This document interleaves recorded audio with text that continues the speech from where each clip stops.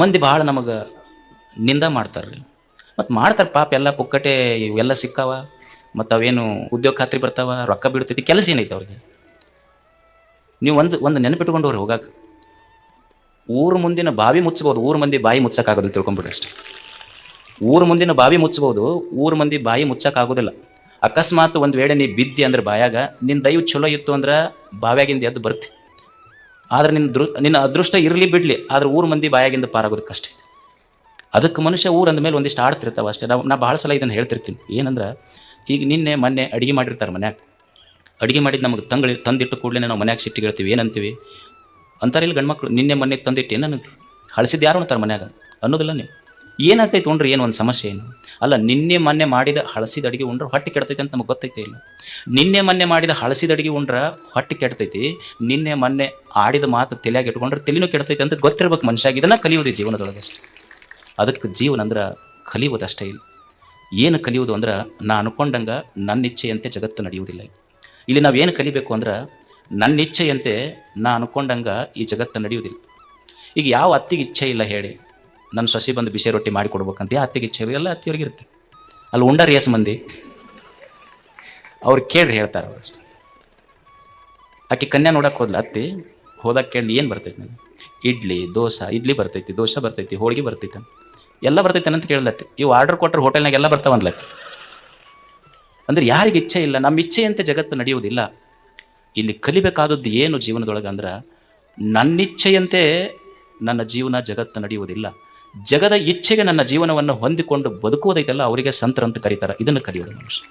ಬುದ್ಧ ಇದರ ಅರ್ಥ ಇರುವುದನ್ನು ಇದ್ದಂತೆ ಸ್ವೀಕರಿಸುವವನಿಗೆ ಬುದ್ಧ ಅಂತ ಕರೀತಾರೆ. ಒಪ್ಪುಕೊಳ್ಳೋದು ಜೀವನದೊಳಗೆ.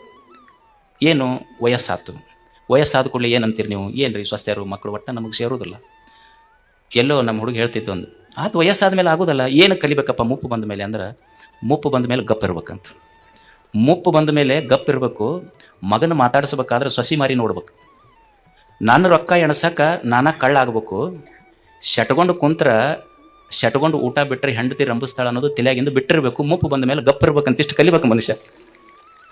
ಕಲಿಯುವುದಿಲ್ಲ ಅಷ್ಟೇ ಜೀವನದೊಳಗೆ. ಅದಕ್ಕೆ ಜೀವನ ಇದ್ದಂತೆ ಸ್ವೀಕರಿಸುವವನಿಗೆ ಸಂತ ಅಂತ ಕರೀತಾರೆ, ಜ್ಞಾನಿ ಅಂತ ಕರೀತಾರೆ.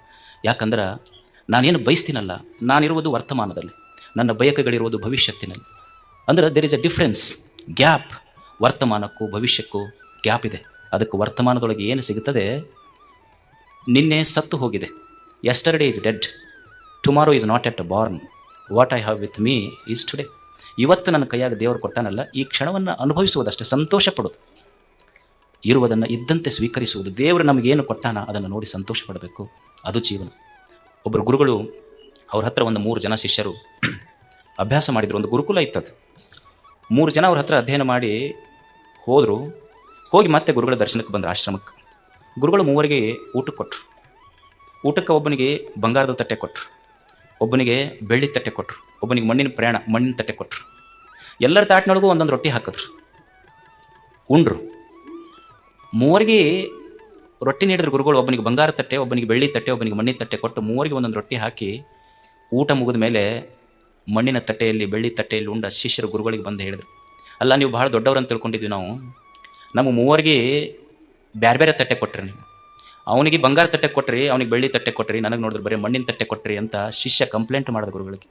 ಅವಾಗ ಗುರು ಹೇಳ್ದ, ನೋಡು, ಅವನಿಗೆ ಬಂಗಾರದ ತಟ್ಟೆ ಕೊಟ್ಟಿರ್ಬೋದು, ಅವನಿಗೆ ಬೆಳ್ಳಿ ತಟ್ಟೆ ಕೊಟ್ಟಿರ್ಬೋದು, ನಿನಗೆ ಮಣ್ಣಿನ ತಟ್ಟೆ ಕೊಟ್ಟಿರ್ಬೋದು.